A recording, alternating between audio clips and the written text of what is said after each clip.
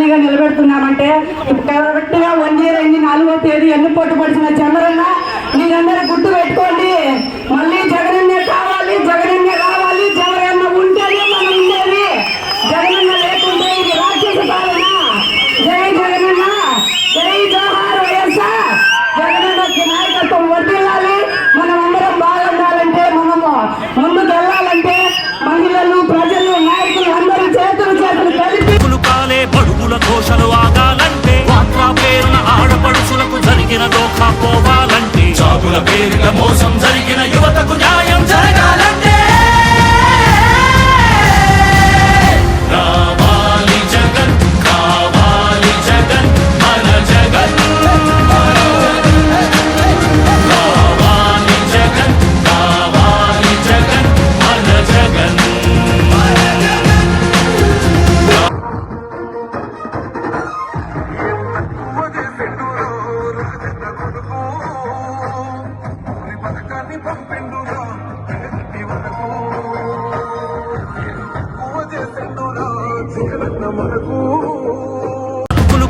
బడుగుల ఘోషలు ఆగాలంటే, వాట్లా పేరున ఆడపడుచులకు జరిగిన దోఖా పోవాలంటే, జాబుల పేరిట మోసం జరిగిన యువతకు న్యాయం జరగాలంటే రావాలి జగన్, కావాలి జగన్, మన జగన్. రావాలి జగన్, కావాలి జగన్, మన జగన్.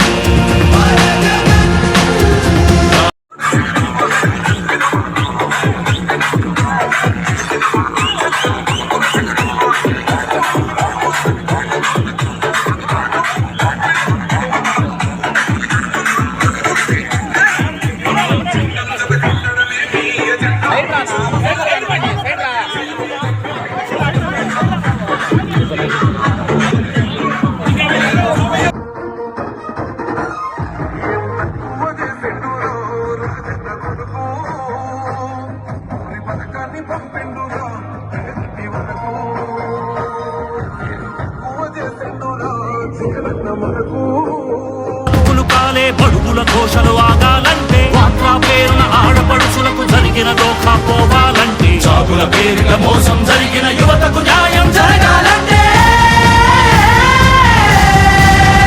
రావాలి జగన్, కావాలి జగన్, మన జగన్.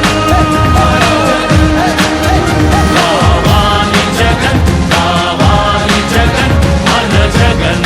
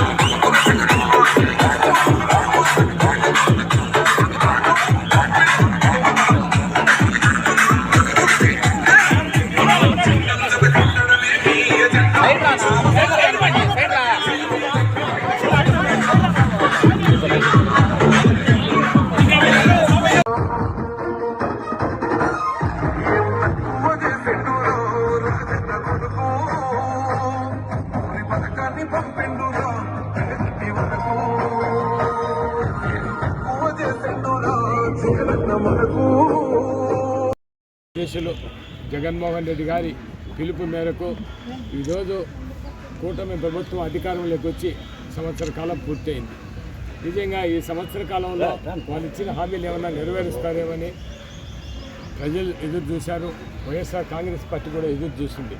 కానీ సంవత్సర కాలం అయిపోయింది. వాళ్ళు ఇచ్చిన ఇవాళ సూపర్ 6 అన్నారు, 142 హామీలు ఇచ్చారు, ఏది కూడా నెరవేర్చలేదు.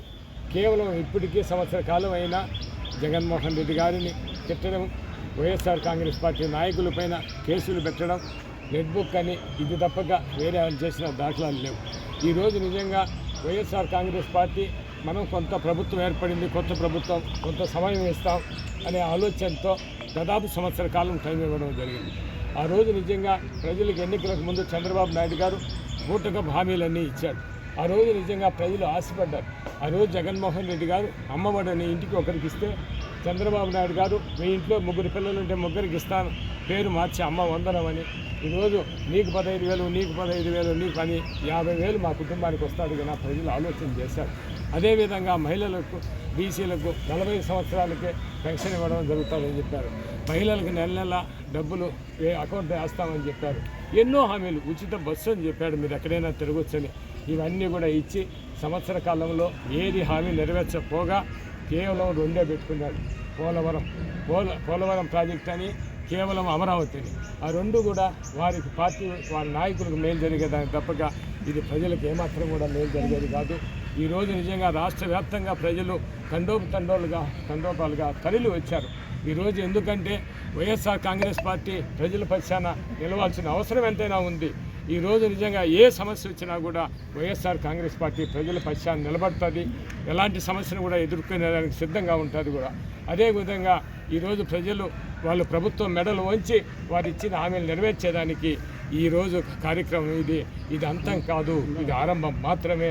ఇంకా రాబో రోజుల్లో ఉద్యమాలకే పార్టీ ఈరోజు ఉద్యమాలకే ఎక్కువ ఆయన ప్రాముఖ్యతను ఇస్తుందని కూడా తెలియజేస్తూ ఈరోజు రాజంపేట నియోజకవర్గంలో జరిగిన ర్యాలీలో ఇదే విధంగా పార్లమెంట్ సభ్యులు రఘునాథ్ రెడ్డి గారు కావచ్చు, అదేవిధంగా శాసనమండలి సభ్యులు రమేష్ గారు కావచ్చు, అదేవిధంగా రాజంపేట నియోజకవర్గం అంతా ప్రజాప్రతినిధులు, నాయకులు, కార్యకర్తలంతా కూడా విరివిగా పాల్గొని ఈ కార్యక్రమాన్ని జయప్రదం చేయడం జరిగింది.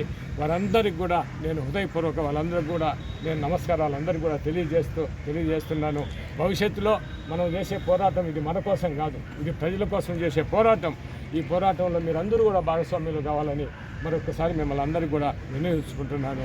జోహార్ వైఎస్ఆర్, జై జగన్.